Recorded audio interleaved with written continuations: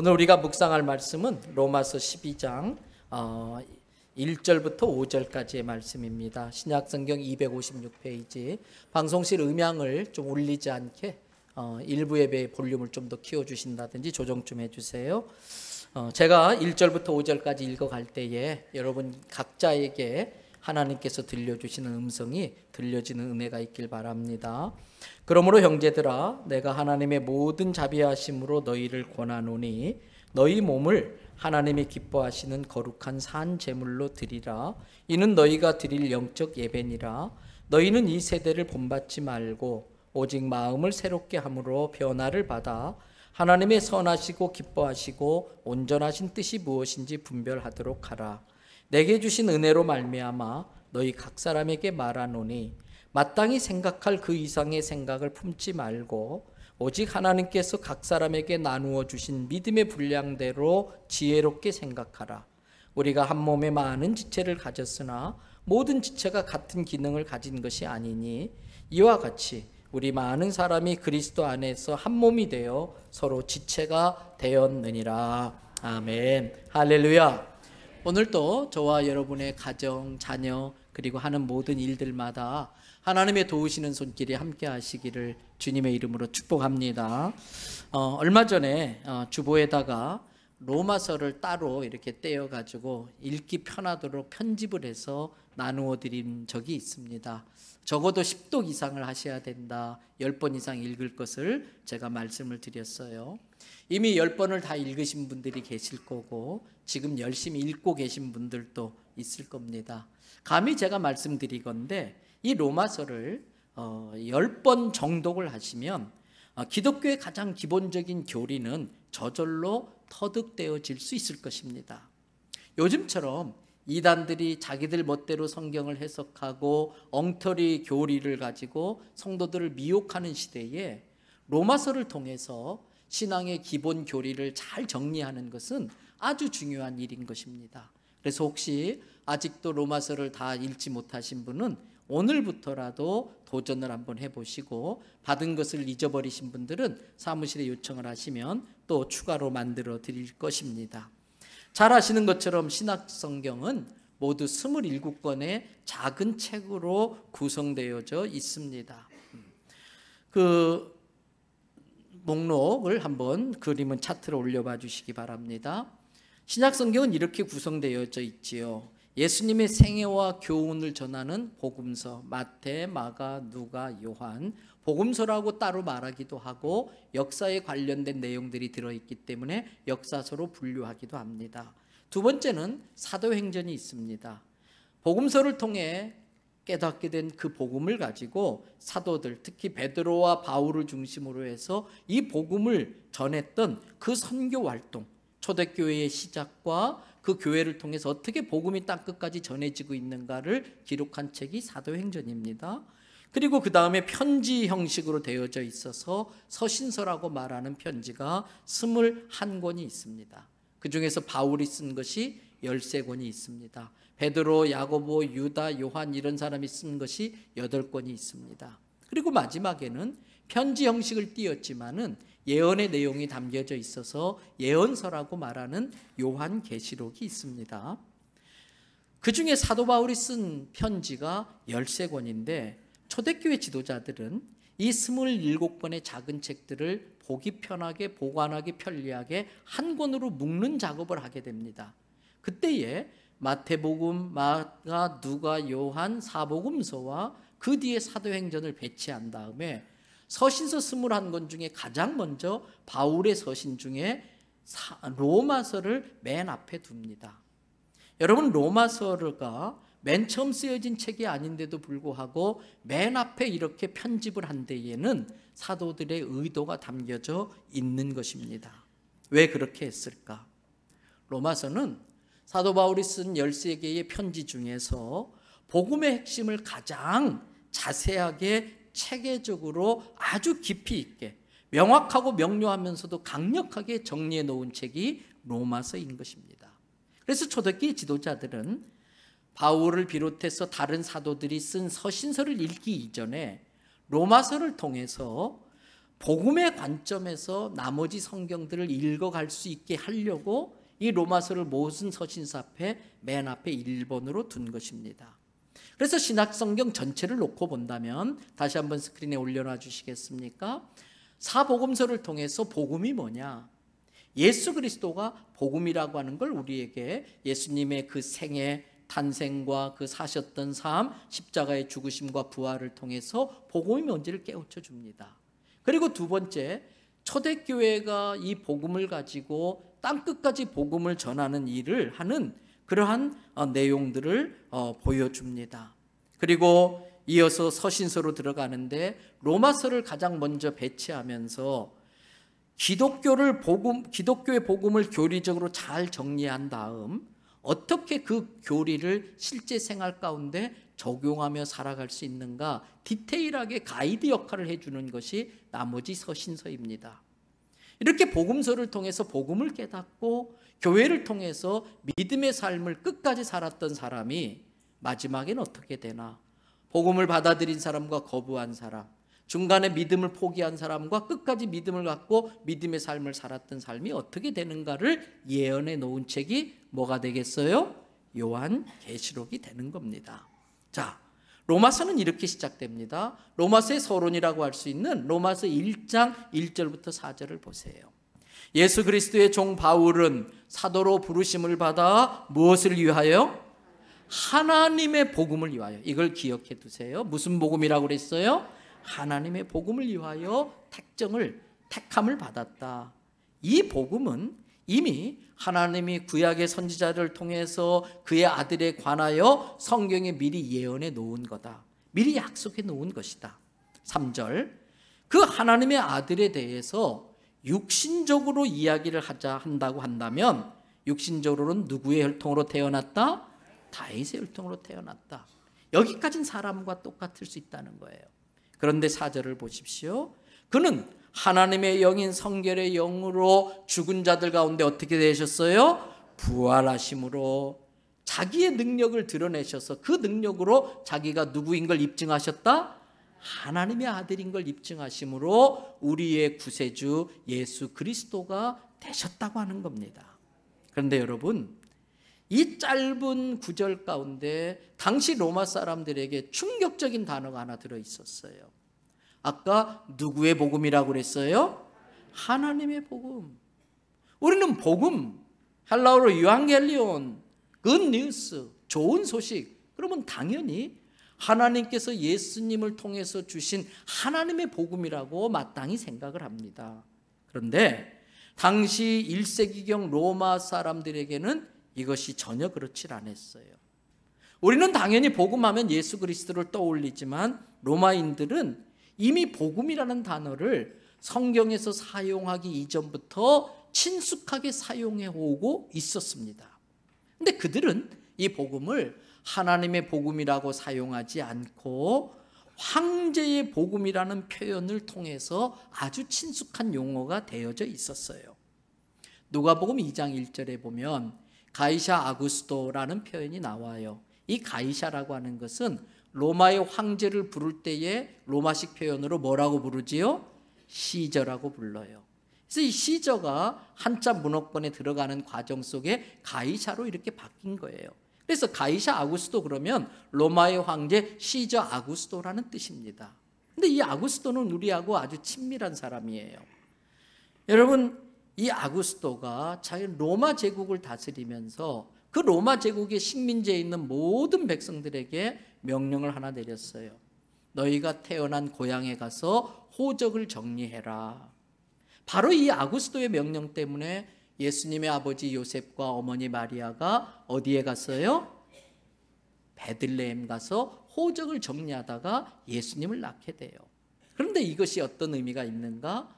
이미 베들레헴에 대해서 구약 성경에 예언이 되어 있지요. 너 작은 고을 베들레헴아, 너는 결코 작지 않다. 너에게서 메시아가 태어날 것이다. 베들레헴에서 메시아가 태어나도록 일조를 한 사람이 이 가이사 아구스토인 것입니다. 그런데 여러분, BC 9년 전에 이 가이사 아구스토를 위해서 로마에다가 탑을 하나 세우게 됩니다. 그 탑에 비문을 새겨 놓았는데 그 비문의 내용이 이런 겁니다. 그의 탄생 소식은 모든 복음의 시작이다. 아구스도 황제의 탄생이 모든 복음의 시작이라고 선언하고 있는 겁니다. 이것이 소위 말하는 황제 복음이라는 겁니다. 여러분, 이 황제 복음은 당시 살던 로마 사람들에게 어떻게 하면 당신도 황제처럼 저렇게 성공적이고 축복받은 삶을 살 수 있을까라는 것을 가르쳐주는 방향을 제시하는 역할을 하고 있었습니다. 그런데 이 황제 복음의 내용은 주로 어떤 것들이냐면 로마의 모든 이상과 철학은 오직 성공에 맞춰져 있었습니다. 그래서 로마 사람들이 가장 중요하게 여기는 게 명예입니다. 그래서 명예가 손상되면 자결을 하기도 하고 결투를 벌이기도 하는 것입니다. 그래서 로마 사람들의 모든 이상과 철학에는 권력을 지어서 명예를 얻어야 된다. 아니면 돈을 많이 모아서라도 명예를 사야 된다. 이 명예가 있을 때에 사람은 행복해질 수 있다. 동시에 또 로마는 나름대로 평화와 안정을 추구합니다. 그런데 그 평화와 안정은 강력한 군사력으로만 가능하다라고 로마 사람들은 생각하고 있었어요. 그래서 로마에서 출세 성공이라고 하는 것은 군인으로 성공하고 결국은 황제가 되고, 그래서 권력을 쥐고 모든 명예를 받는 것이 최고의 성공이다. 이게 황제의 복음의 내용이라고 할 수 있습니다. 자, 2000년이 지났습니다. 우리가 살고 있는 이 시대입니다. 그런데 아십니까? 오늘날도 황제의 복음과도 같은 것들이 우리 성도들을 유혹하고 있고 이 세상 사람들을 그 황제의 복음과도 같은 것으로 유혹하고 있다는 걸 우리는 아셔야 됩니다. 여러분, 전 세계에서 가장 큰 도시 중에 하나, 최대의 도시라고 하는 곳이 미국 동부에 있습니다. 어떤 도시일까요? 뉴욕입니다. 우리는 요즘 해운대에 100층짜리 이상 건물을 짓는다, 대단하다 그러지요. 미국 가보신 분들 알 거예요. 뉴욕에 가면 빌딩들이 정말 숲처럼 높이 하늘로 뻗어져 있는데 거기에 100층 넘는 빌딩들이 수두룩한데 이미 100년 전부터 100층 이상의 건물을 지었었어요. 그래서 그 빌딩이 모여져 있는 지역을 뭐라고 불러요? 맨하탄이다 그래요. 그런데 여러분, 미국에는 맨하탄의 복음이 있어요. 전 세계 젊은이들이, 전 세계 금융인들이 저 뉴욕 가서 내가 한번 성공해 보겠다, 맨하탄의 복음에 매혹되어져 있어요. 그런데 우리나라도 그렇습니다. 여러분, 대한민국에서 가장 잘 사는 동네가 어딜까요? 부산 남구 대연동이지요. 영적으로 보면 대한민국에서 제일 잘 사는 동네가 누가 뭐라고 해도 저는 부산 남구 대연동이라고 믿습니다. 아멘 안 해도 할 수 없고요. 근데 세상적으로 보면 방금 말씀하신 것처럼 정말 우리나라 잘 사는 사람들이 강남에 다 모여져 있어요. 여러분, 그래서 서울에 가면, 뉴욕에 가면 맨하탄의 복음이 있다면 서울에는 강남의 복음이 있다라고 말할 정도예요. 전 세계 사람을 열광시켰던 싸이의 강남 스타일이란 이 노랫말에 이 시대의 황제의 복음이라고 할 수 있는 모든 내용들이 강남 복음이 다 거기 들어가 있는 거예요. 권력과 돈과 명예, 쾌락, 이런 것들을 거머져야 성공한 것이고, 그러한 것들을 거머쥘 수 있기 위해서라면 어떤 방법 수단도 가리지 않고 뭐든지 다 해도 된다. 그게 강남 복음의 핵심인 거예요. 그 당시 로마도 마찬가지였습니다. 그래서 만일 싸이가 로마 시대에 태어났다면 싸이의 노래 제목이 바뀌었을 거예요. 오빠는 로마 스타일 그랬어요.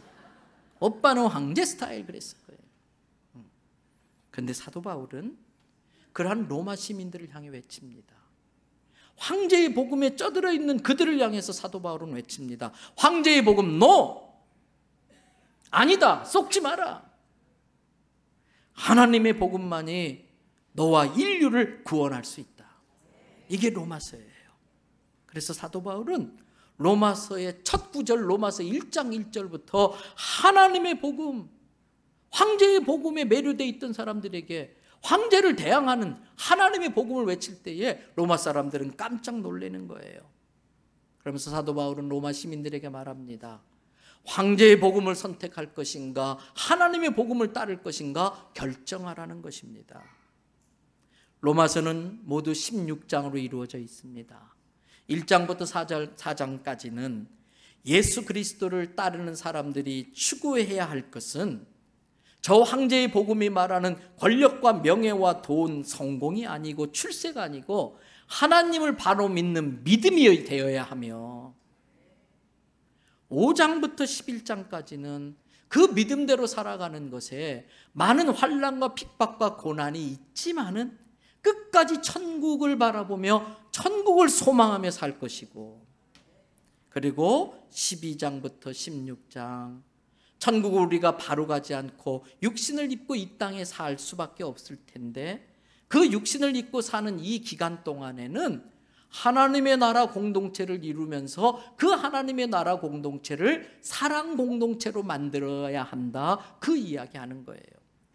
사도 바울이 고린도전서 13장 13절에서 믿음, 소망, 사랑 이 세 가지는 항상 있을 것인데 이렇게 표현했는데, 바로 로마서의 1장부터 4장까지가 믿음, 5장부터 11장까지가 소망, 12장부터 16장까지가 사랑을 이야기하고 있는 겁니다.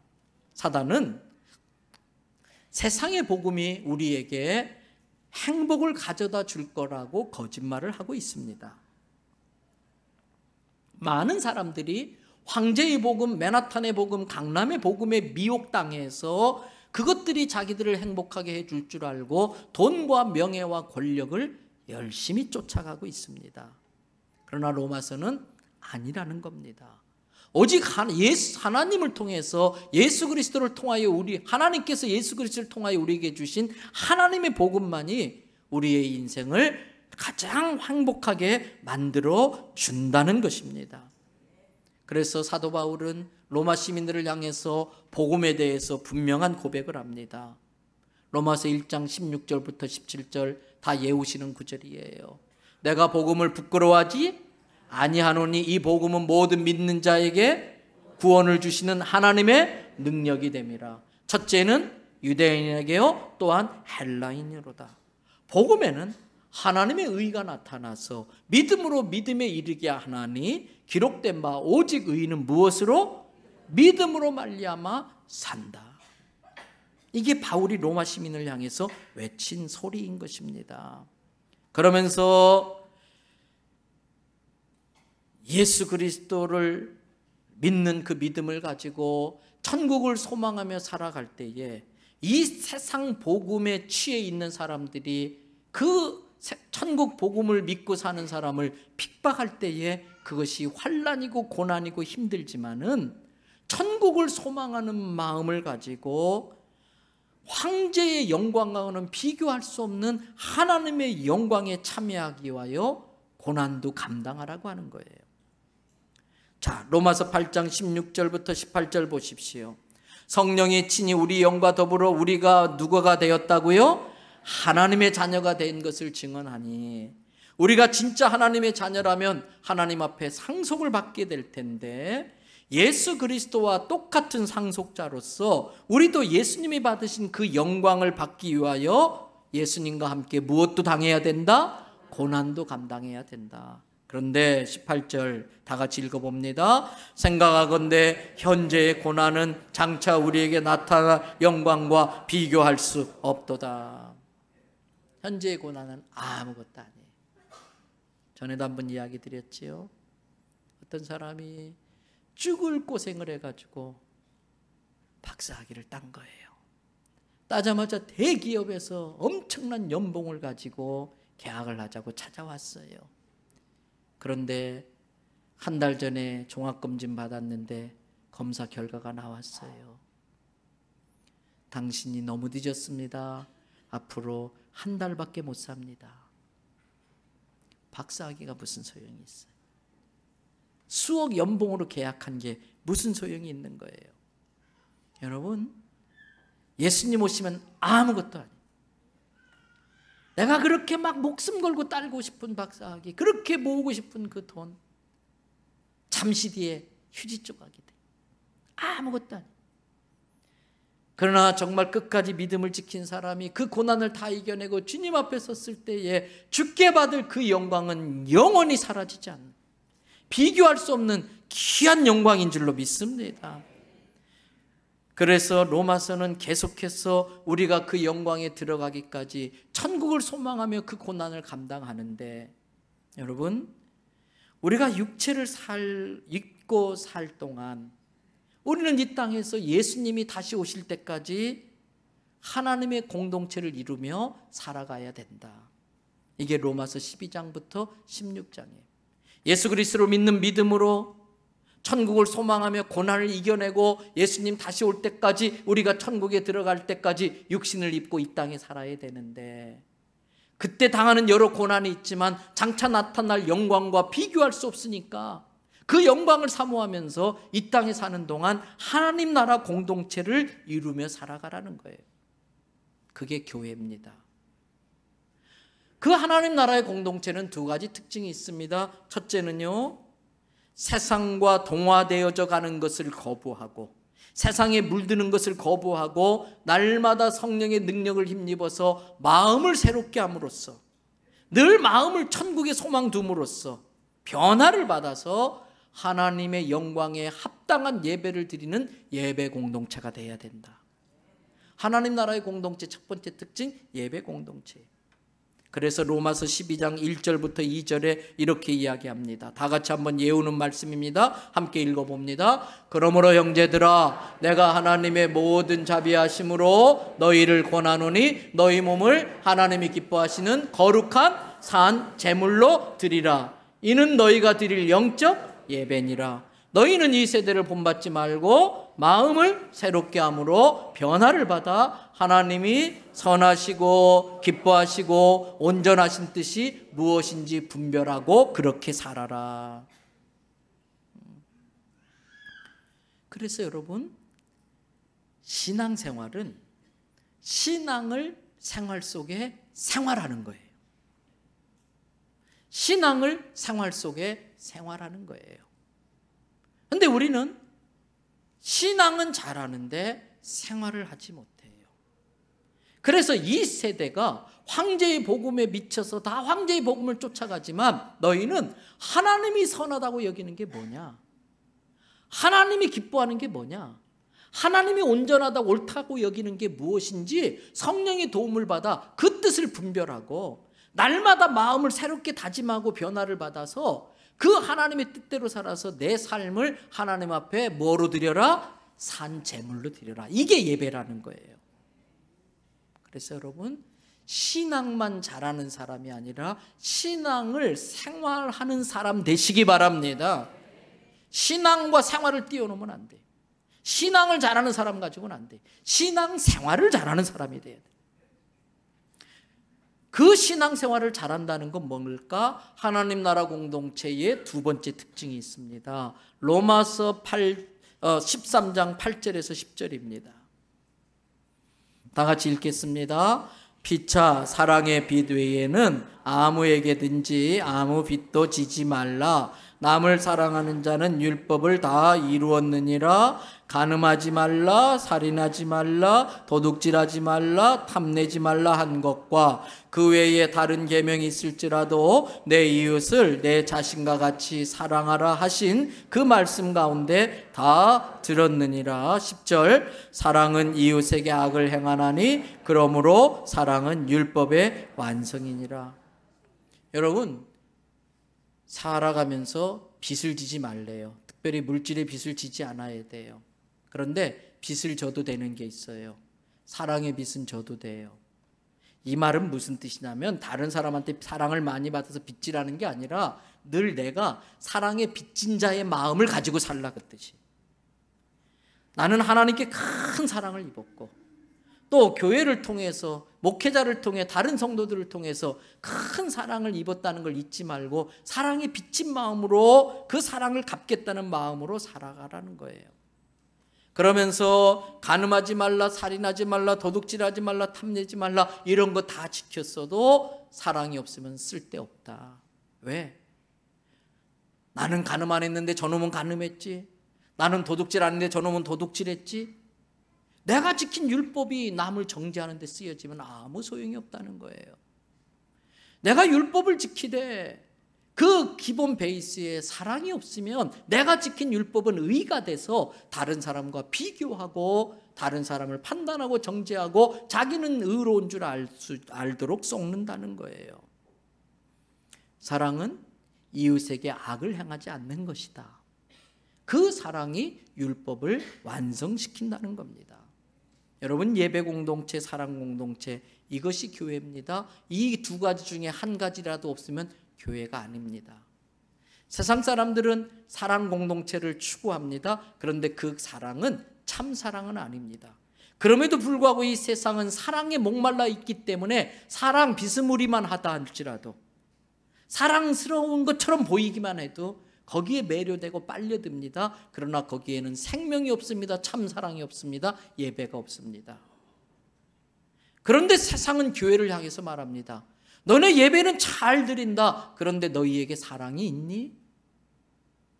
오늘날 많은 교회들이 예배 공동체는 만듭니다. 그러나 사랑 공동체를 만들지 못합니다.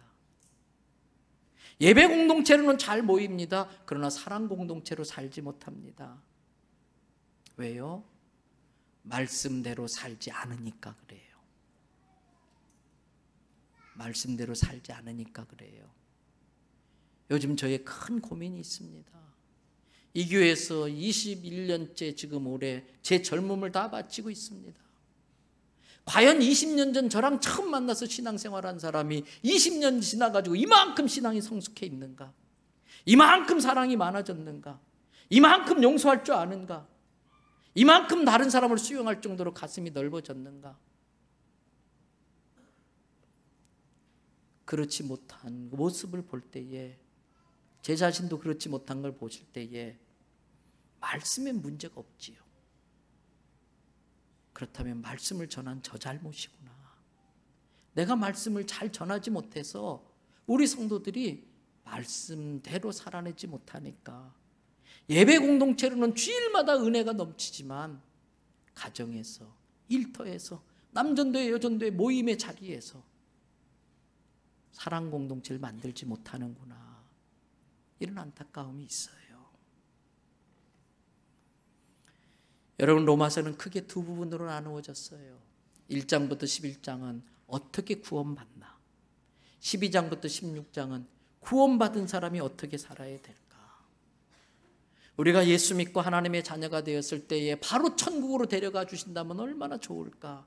근데 하나님은 죄의 유혹이 많고 육신의 정욕에 맨날 쓰러지는 우리들을 보고도 그냥 육신을 입고 이 땅에 살도록 남겨두셨어요. 어쩔 수 없이 그렇게 하시는데 두 가지 이유 때문입니다. 하나는 내가 아니면은 복음을 들을 수 있는 기회가 없는 사람들이 있어요. 내가 그 사람에게 예수님을 전하지 않으면 그 사람은 평생 예수님에 대해서 들어볼 기회도 얻지 못하는 사람들이 있기 때문에 그 사람에게 복음 전하고 오라고 나에게 이 땅에서의 시간을 더 허락해 주신 거예요. 또 우리가 하나님의 은혜로 구원받았는데 그대로 주님 앞에 가면 구원받은 건 감사한데 참 부끄럽고 죄송스러워서 하나님께 받은 은혜를 조금이라도 갚고, 그래서 하나님 앞에 갔을 때에 부끄러운 구원이 아니라 자랑스러운 구원을 받을 수 있게 하려고 우리에게 육신을 입고 이 땅에 살라고 시간을 주신 거예요. 그러면 우리는 육신을 입고 이 땅에 살아가는 동안에 해야 될 사명이 있습니다. 사랑 공동체를 만드는 삶을 살아야 되는 거예요. 그것이 하나님 앞에 내 몸을 거룩한 산 제물로 드리는 영적 예배인 것입니다. 그래서 진정한 예배는 네 가지가 있습니다. 첫째는요, 자기 발견이 있어요. 내가 이대로 가다간 큰일 나겠구나. 내가 이대로 가다간 정말 주님 앞에 부끄러운 모습으로 쓰겠구나. 자기 발견, 자기 깨달음이 있어요. 두 번째는요, 그러면 내가 더 이상 이렇게 해서는 안 되겠다. 자기의 죄를 뉘우치는 회개의 단계가 있어요. 그리고 세 번째는 그러면 내가 어떻게 해야 될까? 결단의 단계가 있어요. 그리고 마지막 네 번째는 그 결단한 대로 살아내는 실천과 적용의 단계가 있습니다. 1, 2, 3단계, 깨닫고 회개하고 결단하는 건 이 의식적 예배, 예전적 예배, 리터지 예배라고 하는 이 예배를 통해서 이루어지는 일이라면, 네 번째 단계는 예배를 마치고 세상에 들어가 살면서 이 생활 삶의 현장에서 말씀 그대로 살아내기를 통해 이루어지는 일들이에요. 예수님을 믿는 건 그래서 성숙하는 겁니다. 성장하는 겁니다. 변화되는 것입니다. 여러분, 그래서 하나님은 우리로 하여금 구원받은 자로서 사랑 공동체, 하나님 나라 공동체를 만들라고 우리 한 사람 한 사람에게 선물로 주신 것이 있는데, 그게 은사라는 것입니다. 은사는 어떤 일을 할 때에 아주 재밌고 신나고 즐겁고, 밤을 새고 그 일을 했는데 몸은 좀 노곤할지 모르지만 피곤하지 않는 것, 행복한 피로, 노곤함은 있을지 모르지만 밤을 새워 해도 그 일을 하고 싶은 것, 돈을 받기는커녕 내 돈 쓰면서 하는데 즐거운 그 일, 남들이 손가락질하고 비웃는데도 내가 이 일에 쓰임받는 것 자체만으로도 감사한 그 일, 그 일이 그 사람에게 은사예요. 그런데 은사는 나를 위해 주신 게 아니라 다른 사람을 섬기라고 주신 게 은사예요. 다른 사람을 즐겁게 해주고 행복하게 해주고 다른 사람의 믿음이 성장하는데 도우라고 내게 주신 게 은사인 것입니다. 만약에 사람이 그 은사를 자기를 위해서 쓰게 되면 그 은사는 그 사람에게 저주가 됩니다. 예를 들면 어떤 사람은 돈 버는 것이 은사인 사람이 있어요. 목회하다 보니까 돈 버는 게 은사인 사람이 있더라고요. 그분 상담하면 가끔 저보고 그래요. 목사님, 저는요 돈이 지나가는 게 보인대요. 돈길이 보인대요. 그럴 때마다 저는 하나님 앞에 투덜댑니다. 왜 제겐 그런 은사를 안 주시나요? 근데 만약에 그 사람이 그 돈을 벌어서 자기를 위해서 쓴다면 그건 저주가 됩니다. 누가복음 12장에 한 부자가 소출이 많아서 잔뜩 먹고 쓰고 할 것을 창고에 넣어놓고 내 영혼아 이제 한번 신나게 먹고 마시고 놀아보자. 그때 하나님이 그날 밤 나타나서 어리석은 자여, 2019년 7월 14일 오늘 밤에 내가 너의 영혼을 가져간다면 저 창고에 쌓아놓은 것들이 다 누구 것이 되겠느냐. 하나님의 일꾼으로 부리라고 하나님이 일하라고 맡겨주셨는데 이 일꾼들을 감옥에 다 가둬놓고서, 창고에 가둬놓고서 내 것 아무도 손 못 대, 그러니까 소유권 이전시키려고 그 영혼을 가져가시고 하나님의 뜻대로 쓸 수 있는 사람에게 그 물질을, 소유권을 이전시켜주는 거예요. 돈을 버는 은사가 됐든 무슨 은사가 됐든 사랑 공동체를 만들기 위하여, 하나님의 나라 공동체를, 사랑 공동체를 만들기 위하여 쓰지 않고 자기를 위해서 쓰면은 그것이 오히려 화근이 되고 저주가 된다는 겁니다. 그래서 성경은 우리 몸을 예수 그리스도의 하나의 몸을 이루는 지체로 비유하면서 그 지체들마다 고유의 은사를 주었다고 말씀하고 있어요. 오늘 본문인 로마서 12장 4절 5절을 보십시다. 다 같이 함께 연속해서 두 구절을 읽어봅니다. 우리가 한 몸에 많은 지체를 가졌으나 모든 지체가 같은 기능을 가진 것이 아니니 이와 같이 우리 많은 사람이 그리스도 안에서 한 몸이 되어 서로 지체가 되었느니라. 교회는 예수 그리스도의 몸을 교회라고 합니다. 많은 그리스도인들이 각자 은사를 가지고 그 몸에 붙어가지고 지체가 되어서 그 몸을 형성합니다. 때문에 나라고 하는 지체는 다른 성도의 지체인 것입니다. 다른 사람의 눈이 되어주고 다른 사람의 손이 되어주고 다른 사람의 발이 되어줘야 됩니다. 그래서 각자가 은사를 가지고 다른 사람을 섬김으로 이 교회 공동체, 하나님 나라 공동체를 하나님의 영광에 걸맞는 예배를 드리는 예배 공동체로, 세상에서는 맛볼 수 없는 수준의 높은, 세상의 수준과는 비교할 수 없는 높은 차원의 수준으로 사랑을 행해가는 사랑 공동체로 만들라고 우리에게 은사를 주신 거예요. 때문에 모든 성도들은 다 은사가 있습니다. 이 은사를 그리스도의 몸을 만드는 일에 쓰셔야 됩니다. 그런데 이 지체들이 은사 자랑을 하면서 종종 다툴 때가 있습니다. 그러면 어떻게 될까요? 여러분, 이런 상상을 해봅니다. 머리와 다리가 싸웠어요. 대판 싸웠어요. 원수가 됐어요. 그런데 어느 날 강도를 만난 거예요. 그때 다리가 생각했습니다. 저 머리통 잘 걸렸다. 오늘 강도 만나서 강도한테 저 머리통 실컷 얻어 터지면 좋겠다. 그리고 강도 만났는데 안 도망가고 가만히 다리가 꼼짝 않고 있었어요. 아니나 다를까 강도한테 머리통이 흠씬 얻어 터졌네요. 뇌출혈이 일어나서 쓰러졌습니다. 이 다리가 아이고 고소해라, 잘 됐다. 근데 그 순간 다리가 움직이려고 했더니 움직여져요? 안 움직여져요? 머리에서 신호를 보내줘야 되는데 머리가 자기 지체 역할을 할 수 있는 기능을 잃어버리니까 다리도 꼼짝 못하고 같이 썩어 죽는 거예요. 여러분, 그러므로 은사는 다양한데 좋은 은사, 나쁜 은사가 없어요. 다양한 은사들이 잘 어우러져서 아름다운 작품을 만들어내는 것이 하나님의 의도인 것입니다. 그래서 교회 안에는요, 참 다양한 사람이 있어요. 어떤 사람은 덜렁대는 사람이 있는 반면에 어떤 사람은 꼼꼼한 사람이 있어요.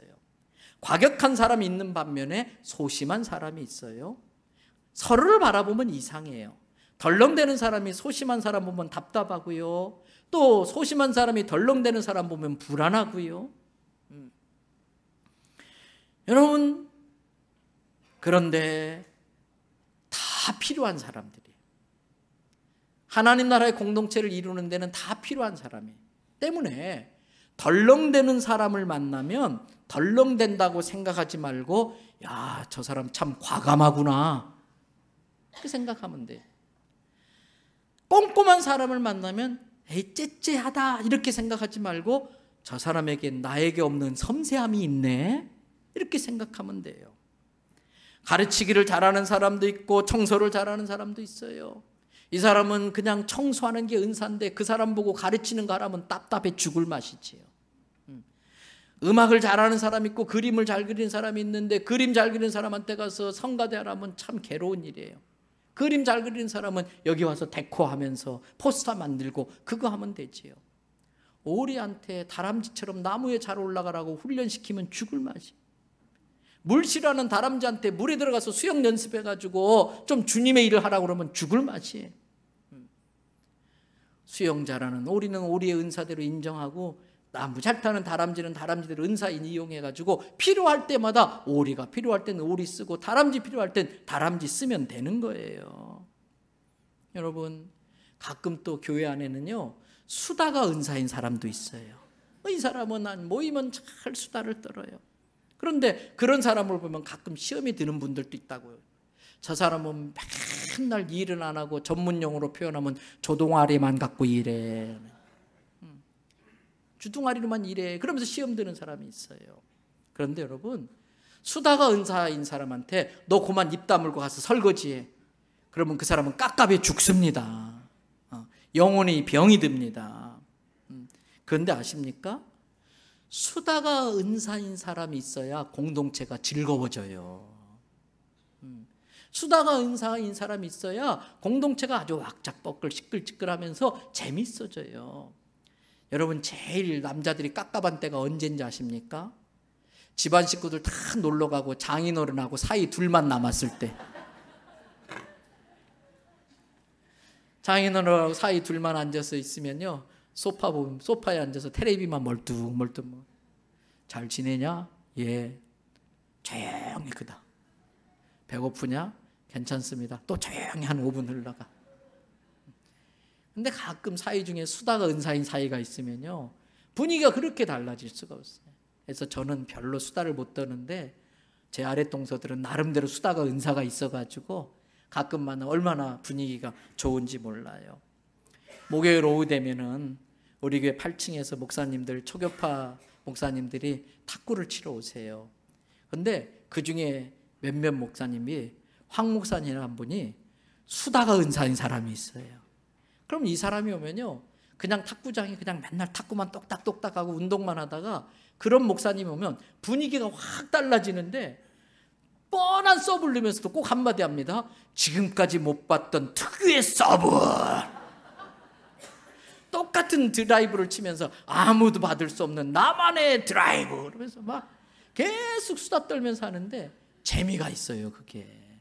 그것도 은사인 거예요. 여러분, 은사는 서로 존중하고 격려하고 협력해야 돼요. 그래서 다른 사람의 은사를 갖다가 비난하거나 간섭하거나 비웃으면 안 돼요. 각자 은사가 있는데 때로는 나하고 맞지 않는 것 같지만, 아, 저런 사람도 필요해서 하나님이 보내셨구나. 그래서 다양한 은사가 서로 조화를 이루어서 그리스도의 몸을 이루어가는 겁니다. 다만 하나님 나라의 일을 함에 있어서 좀 더 효율적으로 할 수 있도록 질서를 유지하기 위하여, 때로는 마귀에게 틈을 주지 않기 위하여 영적 지도자를 통해 은사 사용의 지도는 받아야 되겠지요. 그러나 지체들끼리 다른 사람의 은사를 비난하거나 간섭하거나 해서는 안 되고, 나의 은사를 사용해서 저 사람의 은사를 잘 사용할 수 있도록 돕는 것이 성숙한 성도인 것입니다. 전에도 한번 말씀드린 적이 있어요. 한 번은 어디 지방에 식사를 하러 갔다가 계산을 하려고 하는데 카운터 뒤에 큰 그림이 걸려 있는 거예요. 액자 안에. 근데 이 그림이 손으로 그린 그림이 아니라 퍼즐 조각을 맞추어서 만든 그림이에요. 와, 조각이 몇 개인가 제가 놀래가지고 그 사장님한테 물어봤는데, 그 사장님은 그게 취미래요. 그거 맞추면 스트레스 푼대요. 근데 그 그림의 조각이요 3,000조각이더라고요. 별로 안 놀래네요. 여러분은 뭐 30개도 못 맞춰봤잖아요. 근데 야, 저 같으면 못할 것 같은데, 사장님 이거 맞추려면 얼마 걸려? 그랬더니 잘하면은 6개월, 어떤 때는 1년이 걸려서 그걸 맞춘다는 거예요. 근데 한번 생각해 봤어요. 다 맞추다가 2,999개 맞췄는데 마지막 한 조각이 없어. 한 조각이 없어. 그러면 그 그림 걸 수 있어요, 없어요? 미완성이에요. 미완성. 자, 옆에 사람 보시고, 옆에 사람 보세요. 당신이 그 마지막 한 조각이셨군요. 아이고, 당신이 없으면 큰일 날 뻔했습니다. 당신이 없으면 우리 교회가 미완성이었습니다. 그거예요. 그게 교회예요. 그래서 교회는요, 한 사람도 없어서는 안 돼요. 그 한 사람이 없으면, 내가 없으면 그 교회는 하나님 앞에 걸 수 없는 미완성 그림이 되고 마는 겁니다. 여러분, 그러므로 서로를 존중해야 돼요. 그래서 오늘 사도 바울은 로마서 12장 3절을 통해 은사를 사용하는 사람의 자세에 대해서 이렇게 이야기합니다. 우리 같이 하면서 오늘 읽겠습니다. 내게 주신 은혜로 말미암아 너희 각 사람에게 말하노니 마땅히 생각할 그 이상의 생각을 품지 말고 오직 하나님께서 각 사람에게 나누어 주신 믿음의 분량대로 지혜롭게 생각하라. 하나님이 각자에게 주신 은사의 분량이 있고 믿음의 분량이 있는데 더도 말고 덜도 말고. 그래서 여러분, 진정한 겸손은 자기를 바로 아는 거예요. 두 종류의 사람이 있습니다. 하나님이 주신 은사가 분명히 있음에도 불구하고 그 은사를 얕잡아 보고 은사를 하나님 나라 공동체를 위해 사랑 공동체 만드는데 쓰지 않는 사람이 있습니다. 또 어떤 사람은 자기에게 주어진 은사의 분량이 있는데 그걸 넘어서서 그냥 여기저기 찾아다니면서 다 자기가 알아야 돼. 다 자기 말대로 돼야 되고 이곳저곳 간섭하는 좀 오버하는 사람이 있습니다. 두 사람 다 교만의 죄를 짓는 겁니다. 전자는 하나님이 주신 은사를 무시하는 교만의 죄를 짓는 것이고, 후자는 하나님의 선을 넘어서서 하나님의 영광을 가리는 잘못을 범하고 있는 겁니다. 여러분, 할 수 있는 것을 할 수 없다고 말하는 건 겸손이 아니에요. 눈이 볼 수 있는데 나 안 보여, 그건 겸손이 아니에요. 손이 집을 수 있는데 나 이것도 못 집어, 이건 겸손이 아니에요. 하나님이 내게 주신 믿음의 분량 따라 겸손하게 그걸 받아들이고 그 주신 분량 따라 주님의 공동체를 섬기는 것이 겸손인 것입니다. 이제 말씀 마칩니다. 오늘 설교의 제목이 뭐예요? 오늘 설교 제목이 뭐예요? 그대로 살아내기. 신앙은 신앙을 생활 속에서 생활하는 것이다. 그래서 신앙생활인 거예요. 우리는 신앙은 잘하는데 신앙을 생활에 내지를 못해요. 어떤 사람은 죽으라고 열심히 현장에서 생활하는데 신앙이 없어요. 그러니까 하나님의 은혜와 능력이 없어요. 신앙은 하는데 생활 속에 그걸 살아내지 못하니까 사랑 공동체를 만들지 못하고 하나님의 영광을 드러내지 못해요. 여러분, 로마서는 1장부터 11장까지가 머리로 하는 교리라면 12장부터 16장은 몸으로 몸뚱아리로 살아내는 실천인 겁니다. 많은 교회들이 예배 공동체는 만듭니다. 그러나 사랑 공동체를 잘 만들어내지를 못합니다. 아닙니다. 진정한 예배를 드린 사람은 사랑 공동체로 살아내야 되는 것입니다. 그래야 하나님이 받으시는 영적 예배가 완성이 되어지는 것입니다. 그래서 예배는 자기의 실상을 보는 겁니다. 자아 발견. 그리고 자기의 부족한 부분, 잘못에 대해서 하나님 앞에 겸손히 회개하는 겁니다. 그리고 내가 이대로 더 이상 살아서 안 되겠다. 어떻게 살아야 되나 결단하는 겁니다. 그리고 성령의 능력을 힘입어서 그렇게 살아내는 것입니다. 예배는 마지막 네 번째 단계, 말씀 그대로 살아내기를 통해 예배가 완성되어질 수 있습니다. 저희는 미완성의 예배가 아니라 완성된 예배를 드리는, 미완성의 그림이 아니라 완성된 퍼즐 조각이 다 꽉 찬 그림을 하나님께 보여드릴 수 있는 우리 대원성결교회 되기를 주님의 이름으로 축복합니다.